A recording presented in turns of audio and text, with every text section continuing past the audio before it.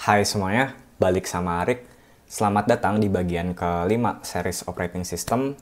Dan di bagian kelima ini kita akan mempelajari terkait proses manajemen demo. Sebelumnya di bagian keempat aku sudah menjelaskan terkait proses manajemen teori. Di situ aku bahas terkait konsep proses pada operating system, terus ada bedanya proses dengan program, bedanya proses dengan threads. Lalu kita bahas juga terkait life cycle dari suatu proses, terkait proses scheduling juga, dan bagaimana proses itu berkomunikasi ya dengan menggunakan interprocess communication ya, IPC. Nah, di bagian kelima ini aku akan menunjukkan ya atau mendemonstrasikan proses manajemen pada operating system. Di sini kita akan cari tahu OS operation pada proses itu ada apa saja. Itu secara umum ada dua operation ya. Pertama itu terkait proses creation, dan yang kedua itu terkait proses termination. Nah, untuk proses creation di sini ada beberapa contoh system call yang nanti akan kita demonstrasikan. Di sini ada fork ya. Fork ini digunakan untuk membuat proses baru, dan di sini ada wait ya. Wait ini digunakan untuk digunakan pada proses parent untuk menunggu child proses itu di terminate ya. Lalu untuk proses termination itu ada dua. Di sini ada exit ya untuk mematikan suatu proses ya. Dan di sini ada kill ya untuk mematikan child proses. Oke, ini ada referensi pembelajaran ya untuk bagian ini. Yang pertama itu ini masih sama ya. Sebenarnya selama series operating system aku akan ambil dari textbook operating system concept punyanya Silver Scutts. Kemudian beberapa materi aku ambil juga dari slides perkuliahan sistem operasi Fasilkom UI. Dan beberapa source code yang nanti akan aku pakai itu ada copyrightnya ya. Ini copyrightnya nih dari I don't know, ini bin kadal tulisannya di source code-nya. Seperti ini punya Pak RMS ya di Fasilkom ya, Pak Rahmat Samik Ibrahim. Dan aku sedikit modify juga sih. Nanti ada source code yang aku modify sendiri. Seperti itu. Oke, kita langsung masuk aja ke materinya. Yang pertama itu kita akan cari tahu dulu terkait operasi yang dapat dilakukan OS pada proses.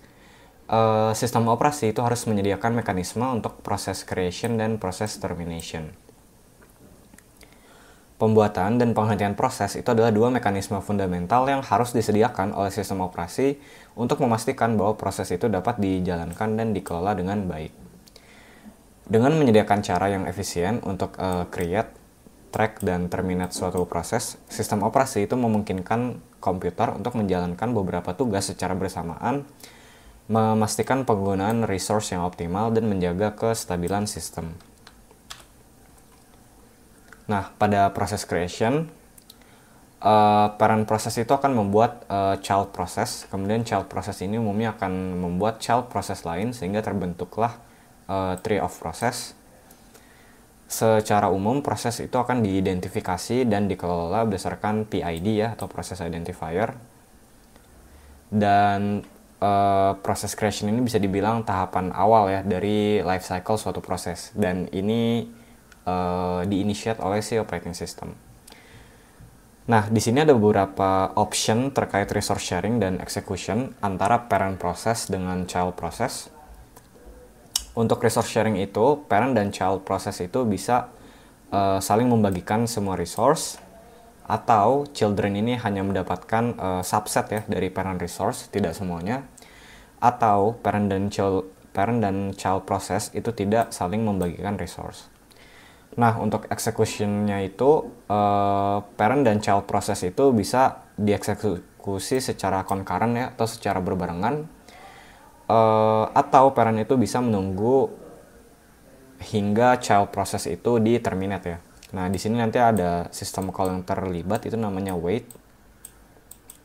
Jadi si parent process itu bisa kita set untuk menunggu child process-nya itu selesai, baru kita jalanin lagi si parent process-nya pakai si wait ini. Nah, ini ada contoh pada sistem operasi Linux ya, beberapa sistem call. Yang pertama itu ada fork. Fork ini digunakan untuk create new process. Lalu yang kedua itu ada exec, ini digunakan setelah fork untuk replace proses memori dengan child proses yang baru. Dan ini ada wait ya, yang sebelumnya sempat gue jelaskan. Ini dijalankan pada parent process untuk menunggu child process di terminate. Nah, di bawah ini ada contoh penggunaan ketiga sistem call tersebut. Pertama-tama dari parent process ya. Ketika parent process itu memanggil sistem call fork, yang dilakukan oleh operating system itu adalah dia akan create child process baru di sini. Jadi akan berjalan dua proses secara concurrent ya, antara parent dan child process. Nah, di sini teman-teman bisa perhatiin kalau seandainya sistem call fork itu diassign ke suatu variabel namanya PID. Nilai PID ini itu berbeda antara parent process dan child process. Untuk child process itu nilai, bukan nilai PID-nya ya, tapi nilai return dari method fork-nya. Nilai return dari method fork untuk child process itu nilainya adalah 0, sementara itu nilai return dari si parent process itu adalah PID dari child process ya. Jadi child PID ya.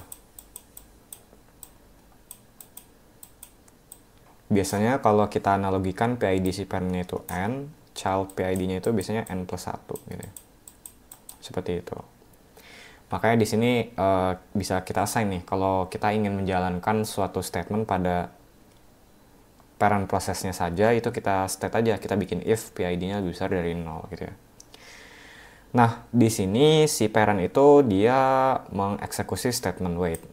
Nah, statement wait ini membuat si parent itu menunggu hingga child process itu di terminate ya, sebelum akhirnya melanjutkan eksekusi si statement lain. Nah, setelah fork itu dipanggil di sini child process akan menjalankan exec ya untuk replace proses memori dengan memori dia yang baru. Kemudian let's say di sini dia menjalankan beberapa statement, dan di sini di exit ini dia akan di terminate prosesnya. Setelah prosesnya di terminate, barulah balik lagi ke si parent process ya, dan parent process menjalankan let's say statement lain. Ini contohnya seperti ini. Nah, ini ada contoh tree of process di Linux. Jadi setiap proses itu kaitannya dengan child processnya bisa dianalogikan sebagai suatu tree.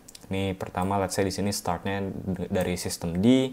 Sistem D ini punya child process login D, lalu ini punya child process bash, bash punya PS dan punya vim gitu ya.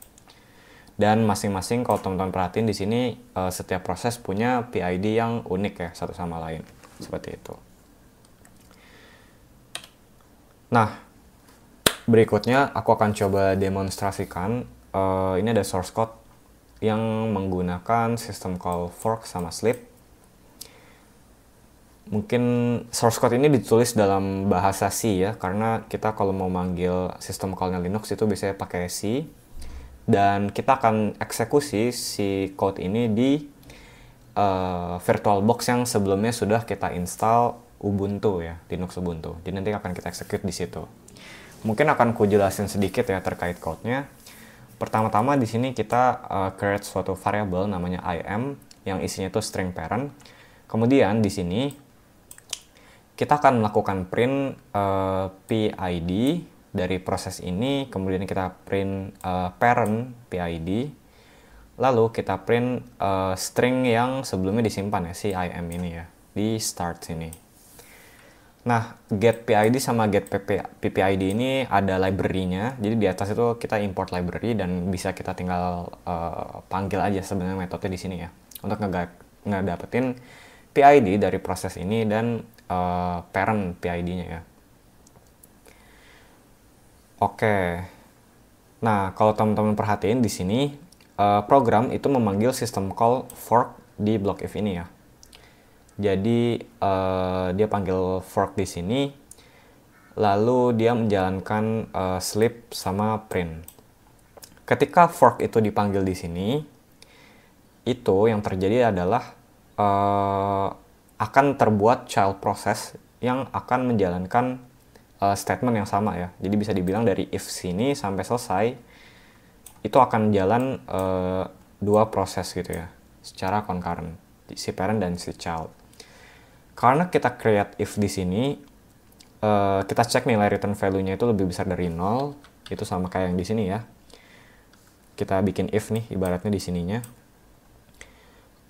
Itu yang terjadi adalah statement yang ada di kolom if itu hanya dieksekusi oleh parent, sementara itu yang ada di else itu hanya dieksekusi sama si child process gitu ya.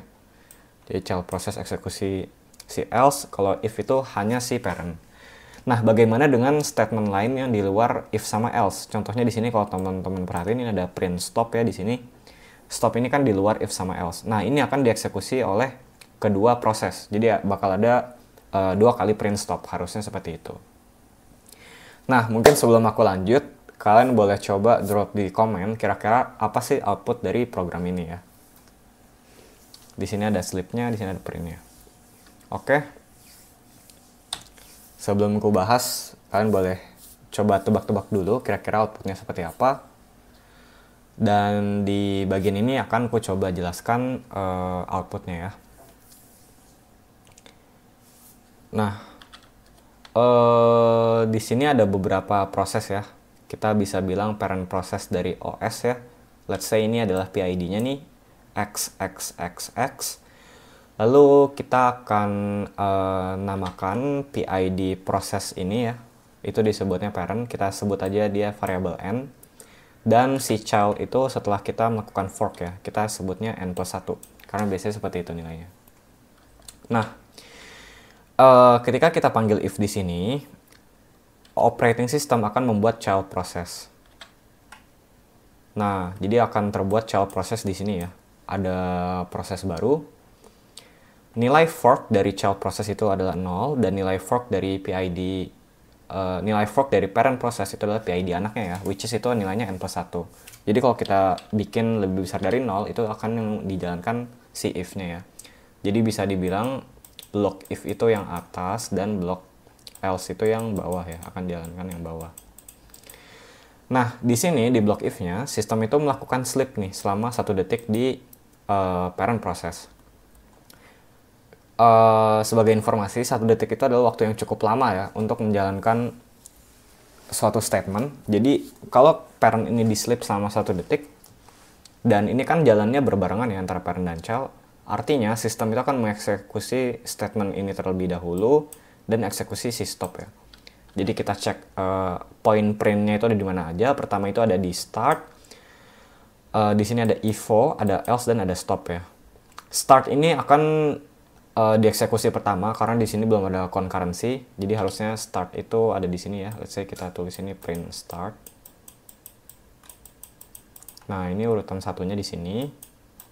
Karena ini di sleep, maka child process akan dieksekusi terlebih dahulu gitu ya. Ini kan parent dan child itu berjalan secara concurrent. Berarti kita akan print else di sini ya. Ini urutan kedua. Lalu kita akan print stop di sini ya. Ini urutan ketiga. Setelah sleep-nya selesai, kita akan masuk ke statement yang print evo, lalu kita akan masuk ke statement terakhir nih, print stop-nya ya. Berarti ini urutan keempat, ini urutan kelima. Jadi kurang lebih harusnya outputnya seperti ini. Nah, kalau aku show kurang lebih seperti ini ya. Jadi di sini ada n sama xxxx, ini untuk menganalogikan PID-nya. Dia akan start parent, lalu dia akan print else dari child, dia akan print stop dari child, lalu dia akan print evo dari parent, dan dia akan melakukan print stop dari parent. Kita coba run aja code-nya. Nah, ini pakai VirtualBox yang sebelumnya kalian udah install juga ya. Untuk filenya nanti akan ku share via drive, linknya ada di description. Kalian boleh masukin filenya, kalian ekstrak dulu, dan kalian masukin ke shared folder ya, biar mudah diakses ya, biar VM-nya bisa akses juga gitu filenya. Nah, ini ada hal yang perlu kalian make sure, ini kan pakai C ya kita untuk codingnya. kalian jalanin dulu Makefile yang udah aku buat ya. Jadi kalian make ini untuk compile di pertama kali supaya bisa jalan. Lalu bisa kalian pilih. Let's say kita pilih tadi yang program pertama ya, itu yang 014. Kita coba run dan kita cek ya outputnya sama atau enggak.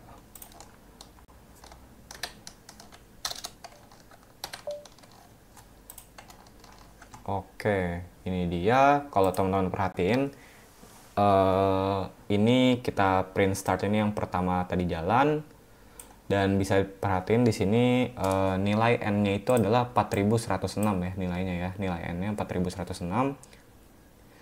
Lalu bisa teman-teman perhatiin di sini child proses dulu yang dieksekusi, lalu baru si parent-nya ya, karena kita sleep si parent-nya. Dan bisa kalau aku run ulang ya, ini ada jeda sedikit nih, 1 detik antara si child sama parent. Nah, 1 detik, oke, langsung ke print seperti itu. Oke, sorry. Kurang lebih outputnya sama ya, kayak gini. Dengan nilai n itu adalah tadi 4106. Seperti itu.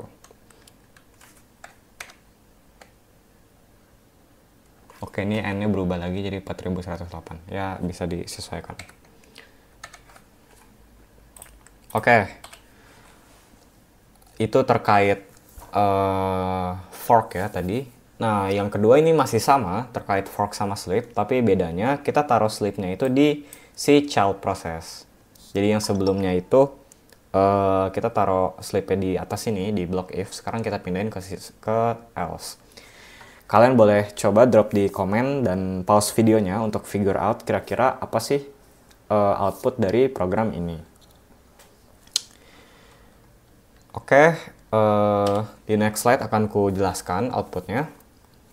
Jadi ini masih sama ya, tadi kan kita print start di awal seperti ini. Dan karena di sini belum ada concurrency secara berbarengan ya, prosesnya masih satu. Otomatis ini akan dieksekusi pertama. Lalu,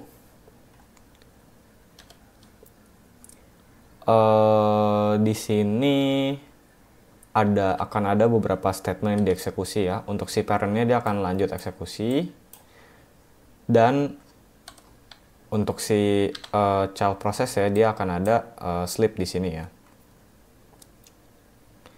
Kalau teman-teman perhatiin, ini kan statement ke-1 nih dari si parent, dan ini statement ke-1 dari si child. Lalu untuk si parent-nya itu statement keduanya itu yang ini, sementara untuk si child-nya statement 2-nya itu yang ini. Lalu dia ke sleep, lalu masuk ke statement 3 yang ini. Artinya apa? Artinya kedua statement ini akan dieksekusi secara concurrent nih, yang 1 sama 2. Lalu sleep dulu, baru dia masuk ke sini. Jadi artinya si eksekusi vivo ini akan bareng sama ini, si stopnya akan bareng sama si else. Berarti karena printnya ada di si evo ya, di sini nggak ada print. Berarti ini adalah print evo.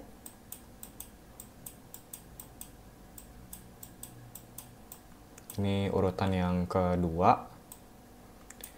Lalu kalau teman-teman perhatiin di sini, print stop sama print else itu dia barengan ya eksekusinya. Karena dia barengan, itu ada kemungkinan si print ini bisa gantian tereksekusinya ya, tergantung berapa kali kita runtime si programnya. Jadi urutan ketiga atau si keempatnya itu antara si stop atau si else ya. Bisa dibilang seperti itu. Lalu di sleep dulu selama 1 detik, dan print stop untuk si child process ya. Ini akan dilakukan terakhir ya, berarti ini yang kelima gitu ya. Kurang lebih seperti itu. Jadi urutannya start, evo, antara parent stop atau child else, dan yang terakhir itu ada si child stop ya. Kurang lebih outputnya seperti ini ya. Dan di sini nanti ada jeda dulu selama 1 detik karena di sleep. Oke, kita coba run aja code-nya.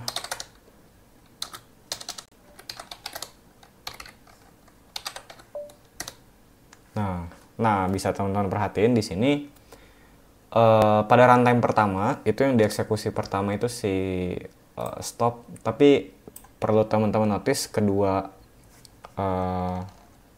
hal ini gitu ya. Ini agak kecil ya. Oh, zoom.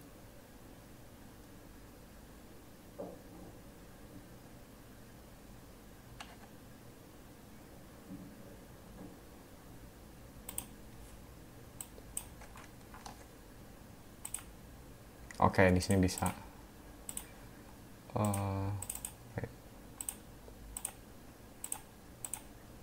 Nah, harusnya mendingan. Nah, di eksekusi yang pertama bisa teman-teman perhatiin, dia itu nah ini n-nya 4115 n-nya, n plus 1-nya 4116, x-nya 4090. Di sini yang dieksekusi pertama adalah si stoppernya dulu, baru si else child. Tapi karena kedua statement ini concurrent, ada kemungkinan else-nya duluan dan si stop-nya itu belakangan ya. Coba kita run multiple time ya. Oke, run lagi.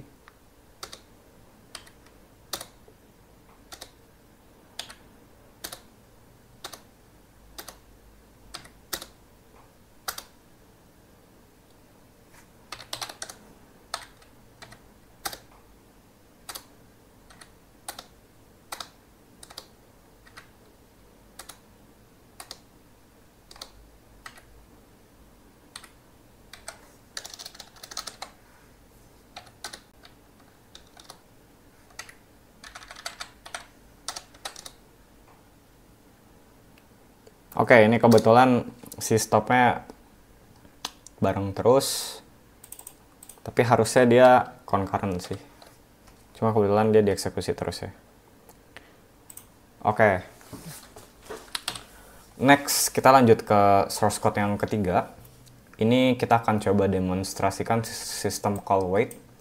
Nah, kalau teman-teman ingat di sebelumnya, wait itu kan digunakan untuk menunggu child process di terminate ya. Jadi kita akan jalankan wait ini di parent, dan dia baru resume itu tunggu child prosesnya di terminate. Ada yang bisa tebak kira-kira outputnya seperti apa? Kalian boleh komen dulu ya, kira-kira tebak outputnya seperti apa ya. Jadi dia nge-fork, habis itu parentnya di wait, dan ini jalan secara concurrent. Kira-kira baris mana dulu yang akan di print? Oke, aku akan jelaskan di slide yang selanjutnya. Sebenarnya dari sini udah kelihatan banget sih ketika kita nge-wait, ini pasti freeze parent prosesnya. Kita akan jalanin si child dulu sampai habis nih, sampai stop, baru si parentnya itu kita resume lagi. Nah, kalau kita bikin proses flow kurang lebih seperti ini. Jadi ini seperti biasa ya, si start itu pasti pertama. Nah, karena di sini wait, dia pasti eksekusi semua dulu yang ada di si child process. Berarti ini akan dieksekusi kedua, ini ketiga, ini keempat, dan ini kelima. Kurang lebih seperti itu. Nah, ini ada contoh outputnya. Jadi di sini start yang pertama, terus else si child yang kedua, stop child ketiga, evo keempat, dan stop parent kelima ya. Kita coba run aja code-nya. Oke.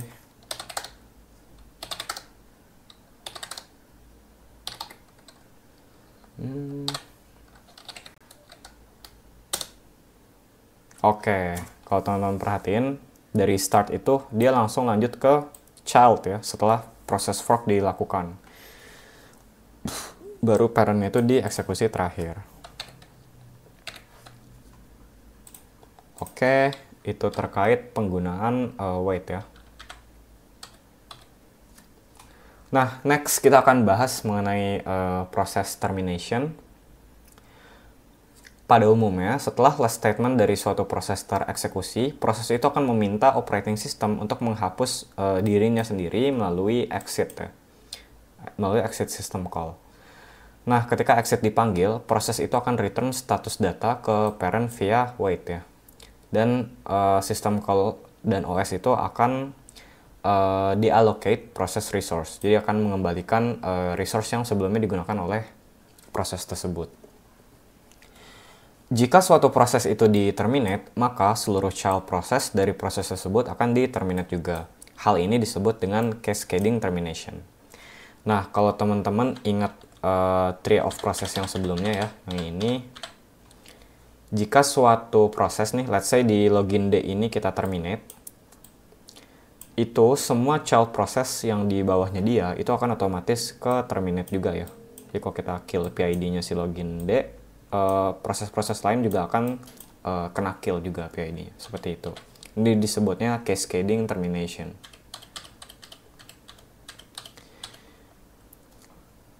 Maka hati-hati ya kalau kalian let's say pernah nge-terminate ya di task manager di Windows gitu ya, sistem 32 ada yang kalian terminate. Nah, itu hati-hati, itu bisa efeknya restart komputer. Nah, parent process itu dapat men-terminate child processnya dengan menggunakan abort sama kill system call. Jadi kalau exit system call ini digunakan untuk menghapus dirinya sendiri, tapi kalau untuk menghapus si child process itu kita bisa pakai abort atau bisa pakai kill. Nah, ini ada contoh source code lagi terkait penggunaan exit. Di sini program itu akan melakukan print ya beberapa baris statement, dan bisa teman-teman perhatiin setelah statement print ketiga itu kita akan lakukan exit atau kita terminate si prosesnya, dan kita tambahin lagi statement lain di bawahnya ya. Nah, karena si proses kita terminate di sini, itu artinya baris kode setelah terminate itu harusnya tidak akan dieksekusi. Jadi dia akan eksekusi 3 baris aja ya. Dan baris yang keempat ini tidak dieksekusi. Oke, kita coba cek outputnya di programnya.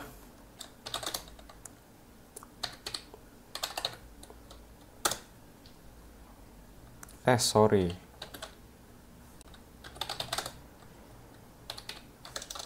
Oh, salah run. Oke, ini dia. Jadi cuma 3 baris ya.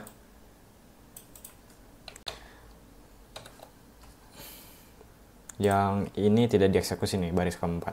Itu untuk terkait penggunaan exit. Nah, next-nya ini terkait penggunaan kill. Di sini kita coba create child process pada suatu program. Create-nya di sini. Dan pada child process kita akan melakukan while true untuk memprint statement ini ya.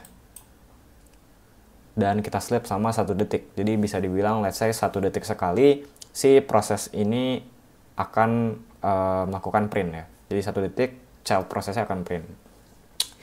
Nah, pada parent process apa yang dilakukan? Dia akan menunggu selama 5 detik. Kemudian setelah menunggu, dia akan melakukan kill si child process yang ada di sini. Nah, ketika sudah sampai 5 detik, dia akan kill child process-nya. Dia akan menunggu sampai child process benar-benar di-terminate ya, pakai wait yang tadi itu, sama wait-nya kayak yang ini, wait-nya.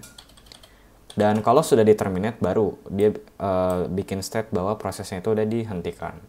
Kita coba run aja code-nya ya. Jadi tadi si child process akan print selama 1 detik 1 print, kemudian di detik kelima, pas 5 detik, itu akan di-terminate prosesnya. Kita lihat outputnya seperti apa. Nah, ini dia berjalan 1, 2, 3, 4. Oke. Jadi di detik yang kelima, itu dimatiin ya proses child prosesnya ya. Jadi while true-nya bisa teman-teman lihat di sini itu udah stop karena si parent-nya nge-override system call untuk matiin child process di detik kelima. Oke. Kurang lebih seperti itu dari aku terkait demonstrasi pada proses manajemen. Di sini harapannya teman-teman tahu ya gambarannya gimana operating system itu meng-create dan men-terminate suatu proses. Kalau kalian merasa video ini bermanfaat, kalian boleh bantu channel ini dengan subscribe, like, share, dan komen. Thank you teman-teman yang udah nonton sampai akhir video. Semoga bisa bermanfaat buat kalian dan sampai jumpa di video selanjutnya.